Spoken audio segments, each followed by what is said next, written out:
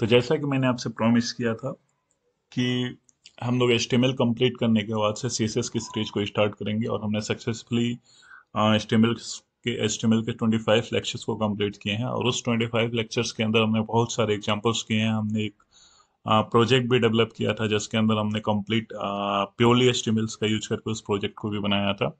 और I believe आपको HTML series काफ़ी पसंद आई होगी। अगर आपने वो सीरीज नहीं देखी है तो प्लीज़ आप हमारे चैनल पे जाइए, और वहाँ पे HTML का एक प्लेलिस्ट है, वहाँ से आप उसकी सारी 25 के 25 लेक्चर्स को आप देख सकते हैं। और आज से हम लोग स्टार्ट करने वाले हैं CSS के बारे में। तो देखिए, CSS होता है क्या एक्चुअली। सबसे पहले तो हम ये जानेंगे कि CSS आया क्यों। क्योंकि ऑलरेडी हमारे पास HTML है, हम HTML से ही वेब पेज को डिजाइन कर सकते हैं, बट देन CSS का यूज किया। तो देखिए, सबसे पहली बात तो ये है कि जो HTML को डिजाइन किया गया था, अगर आपने मेरा पहला वीडियो देखा होगा HTML इंट्रोडक्शन का, तो उसमें मैंने बताया था कि HTML के फुल फॉर्म से कि ये हाइपर टेक्स्ट मार्कअप लैंग्वेज होता है, जिसका मतलब ही होता है कि कंटेंट को प्लेस करना। तो HTML को प्योरली ऑर्गेनाइज, प्योरली बिल्ड इसीलिए किया गया था ताकि आपके वेबसाइट्स का जो भी कंटेंट है, चाहे वो इमेज है, चाहे वो डेटा है, चाहे वो कोई फाइल है, वो सारी की सारी चीजें आपको क्या होंगी, बेसिकली उस चीजों को प्लेस करने के लिए केवल HTML को रखा गया था। ठीक है। अब क्या होता है कि जैसे मान लीजिए HTML से आप कोई वेबसाइट बनाते हैं, तो हर एक डिवाइस पे या हर एक स्क्रीन साइज पे वो एग्जैक्ट व्यू नहीं होगा। जैसे सपोज कीजिए कि मेरा एक वेबसाइट था जो हमने प्रोजेक्ट वन बनाया था, अगर उसको आप मोबाइल स्क्रीन पे देखोगे तो वो एग्जैक्ट नहीं दिखेगा जैसा कि आपको एक लैपटॉप व्यू पे दिखेगा। तो डिफरेंट डिफरेंट स्क्रीन साइज के लिए या डिफरेंट डिफरेंट डिवाइस कॉम्पेटिबिलिटी के लिए भी CSS का यूज किया जाता है, क्योंकि सीएसएस का यूज करके बेसिकली हम लोग क्या करते हैं, उसको अपने वेबसाइट्स को या वेब पेजेस को क्या करते हैं, हम लोग एक अट्रैक्टिव फॉर्म में डिजाइन करते हैं, जिससे कि जो भी यूजर हमारे वेबसाइट पे आ रहा है उसको एक अच्छा व्यू दिखे, ताकि वो उस वेबसाइट को विजिट करे। ठीक है। तो सीएसएस का फुल फॉर्म ही होता है कैस्केडिंग स्टाइल शीट, जिसका प्योर सिर्फ और सिर्फ मतलब ये है कि आपके जो भी कंटेंट आपने वेबसाइट पे प्लेस किया है उसको स्टाइल करने के लिए, और वो आपका कंटेंट डिफरेंट डिफरेंट डिवाइस पे, डिफरेंट डिफरेंट स्क्रीन साइज वाले डिवाइस पे उसका व्यू कैसा आएगा, उसको फॉर्मेट करने के लिए बेसिकली CSS का यूज किया जाता है। ठीक है।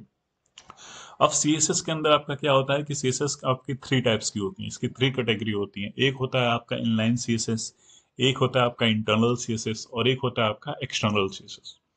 अगर हम बात करते हैं इनलाइन CSS का, तो जैसे मैंने आपको बहुत सारे वीडियो में दिखाया भी होगा कि इनलाइन CSS क्या होती है, कि जैसे हम लोग कोई फॉर्मेट, कोई टैग है और उसके अंदर हमने उसको फॉर्मेट किया है। जैसे आप देख सकते हो यहाँ पे कि ये क्या है, बेसिकली ये आपकी एक CSS प्रॉपर्टी है। आप देख सकते हो ये कंप्लीट क्या आपकी एक CSS प्रॉपर्टी है। तो ये किस कैटेगरी में आएगी, जैसे मैंने बताया आपको CSS की थ्री कैटेगरी होती है। एक तो इनलाइन CSS होता है, इंटरनल CSS होता है, और एक्सटर्नल CSS होता है। तो इनलाइन सीएसएस क्या होती है, हर एक सेलेक्टर के साथ यूज होता है। सेलेक्टर क्या होता है, जो भी आपका टैग है, जैसे ये S3 टैग है अपना, तो यहाँ पे हमने ये जो स्टाइल दिया है कि इसका टेक्स्ट को अलाइन करे वो सेंटर में, वो सिर्फ और सिर्फ हमने इस वाले टैग के लिए दिया है, S3 टैग के लिए दिया है।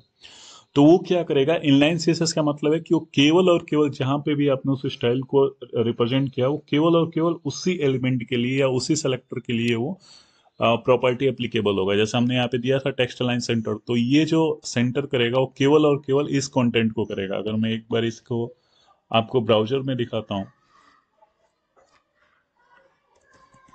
तो आप देख सकते हो कि this web page demonstrate by user formatting tag, ये हमारा डेटा था, और इसको हमने यहाँ पे CSS इनलाइन CSS का यूज करके इसको सेंटर अलाइन किया था। ठीक है।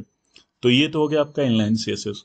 दूसरा होता है आपका इंटरनल CSS। तो इंटरनल CSS का हमने बहुत सारे वीडियो हमने डिस्कस भी किया था कि इंटरनल CSS क्या होती हैं, जो हम हेड टैग के अंदर देते हैं। ठीक है। और इंटरनल सीसस का बेनिफिट क्या है, जैसे मान लीजिए मुझे ये बैकग्राउंड कलर, ये फॉन्ट वेट और ये कलर डिफरेंट डिफरेंट एलिमेंट्स के लिए, लेट्स सपोज कि मेरे पास ये दो पैराग्राफ था। ठीक है। ये दो डिवीजन था, एक का नाम था पैरा और एक का नाम था पैरा टू। ठीक है। और सपोज कीजिए कि आपके वेबसाइट में, इसको आप भूल जाइए एक सेकंड के लिए, इस एग्जांपल को आप भूल जाइए। आप ऐसे सपोज कीजिए कि आपके पास एक वेब पेज है, और उस वेब पेज के अंदर क्या हो रहा है कि आपका बहुत सारा टेबल यूज हो रहा है। ठीक है। अब आपको हर एक टेबल की कुछ बॉर्डर, कुछ उसका अलाइनमेंट वगैरह सारा फिक्स करना है। तो पहला तो ऑप्शन ये है कि आप इंटरनल सीएसएस का यूज करो। तो अगर इंटरनल सीएसएस का यूज करोगे तो आपको हर एक टेबल्स के अंदर जा जाके वो सेटिंग करनी पड़ेगी, तो मतलब सेम पीस ऑफ कोड को आपको बार बार राइट करना पड़ेगा। तो वो एग्जाम्पल था किसका, इनलाइन सीएसएस का। इंटरनल सीएसएस का बेनिफिट क्या होता है कि आप जो भी स्टाइल आप उस कंप्लीट वेब पेज को देना चाहते हो वो कंप्लीट स्टाइल आप यहाँ पे हेड टैग के अंदर आप एक स्टाइल टैग लो, और उस स्टाइल टैग के अंदर आपका जो भी एलिमेंट है, जैसे आप टेबल पे देना चाहते हो तो यहाँ पे डॉट करके टेबल लिख दो एंड देन उसकी प्रॉपर्टी पे यहाँ पे असाइन कर दो। हम लोग नेक्स्ट वीडियो में एक्चुअली डिस्कस करेंगे जहाँ पे इसके सिंटेक्स के बारे में। सिंटेक्स वहां पे मैं बताऊंगा कि क्लास और ये आईडी को कैसे रिप्रेजेंट किया जाता है, हालांकि शायद मैंने पिछले किस वीडियो में बताया भी है। तो देखिए, जो इंटरनल सीएसएस होता है उसको बेसिकली यहाँ पे स्टाइल टैग के अंदर दे देते हैं।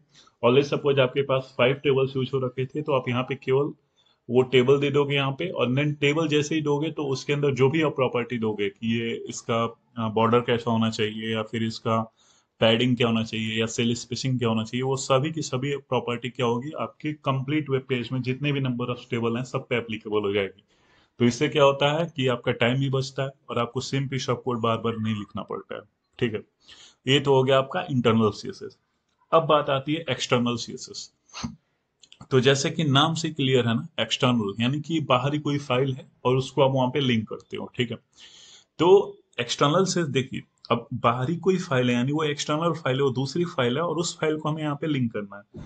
तो अब सबसे पहली बात है कि उस फाइल का एक्सटेंशन क्या होगा। जैसे हम लोग HTML फाइल क्रिएट करते हैं तो .htm और .html से रिप्रेजेंट किया जाता है। तो वैसे भी CSS फाइल जो हम लोग उसको सेव करेंगे, एक्सटर्नल CSS को, उसको .css से सेव किया जाता है। ठीक है, तो जो भी आपकी CSS फाइल है, जो एक्सटर्नल CSS है, उनको .css से सेव किया जाता है। और उसके अंदर आप केवल और केवल सारी जो भी स्टाइल्स आपको देना है वो दे सकते हो। ठीक है, अब उसका यूजफुल क्या है या फिर उसमें डिफरेंस क्या है। जैसा कि हमने इंटरनल सीएसएस देखा, इनलाइन सीएसएस देखा, एक्सटर्नल सीएसएस फिर क्यों आया। एक्सटर्नल सीएसएस इसलिए आया कि सपोज कीजिए आपके पास एक वेबसाइट है, और उस वेबसाइट्स के अंदर लेट्स सपोज कि आपका, ये तो श्योर है कि एक वेब पेज होगा नहीं, हो सकता है कि आपके वेबसाइट में 2 वेब पेज हो, या 3 वेब पेज हो, या 4 वेब पेज हो, या हो सकता है 10 वेब पेज हो सकता है 100 वेब पेज हो। ठीक है, ये आपके वेबसाइट्स के कंटेंट और क्वालिटी पे डिपेंड करता है कि वो किस चीज की वेबसाइट है, किस कैटेगरी की वेबसाइट है।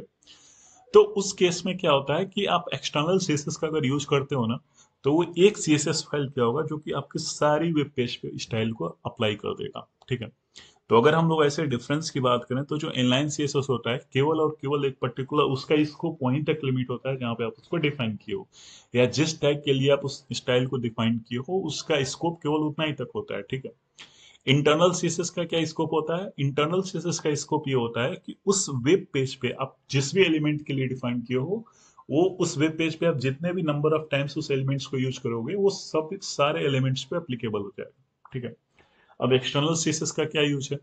एक्सटर्नल सीएसएस का जैसे हमने देखा, जैसे मान लीजिए आपके पास 2 वेब पेज है, तो अगर आप इनलाइन सीएसएस का यूज कर रहे हो तो उसका तो स्कोप वहीं पे खत्म हो गया ना, जिस एलिमेंट्स के लिए आपने यूज किया।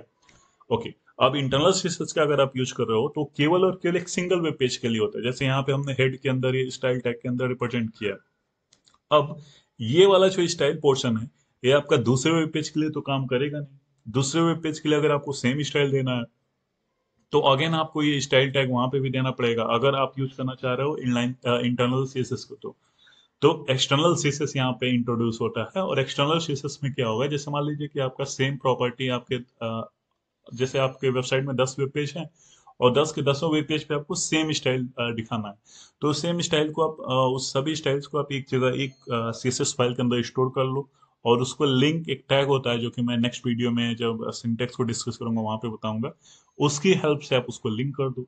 तो क्या होगा कि वो सारी वेब पेज पे आपका एक जगह आप स्टाइल में चेंज करोगे, और उस सारे वेब पेजेस पे यानी आपकी कंप्लीट वेबसाइट के ऊपर वो अफेक्ट कर जाएगा।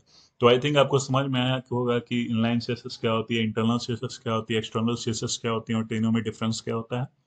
बाकी मिलते हैं नेक्स्ट वीडियो में। नेक्स्ट वीडियो में हम लोग कंटिन्यू करेंगे इसके सिंटेक्स क्या होती है रिप्रेजेंट करने का, इनलाइन का, इंटरनल का, एक्सटर्नल का, और उसका सिंटेक्स मतलब कैसे उसको रिप्रेजेंट किया जाता है। ठीक है, और आपको अगर ये वीडियो सीरीज पसंद आ रही है तो प्लीज़ वीडियो को लाइक कीजिए, कमेंट कीजिए, चैनल को सब्सक्राइब कीजिए, और बेल आइकन को प्रेस कीजिए ताकि जब भी कोई नया वीडियो चैनल पे अपलोड होगा तो सबसे पहले नोटिफिकेशन आपको रिसीव होगा। ठीक है, बाकी मिलते हैं गाइस नेक्स्ट वीडियो में। Till then take care, bye bye, thank you guys, thanks for watching.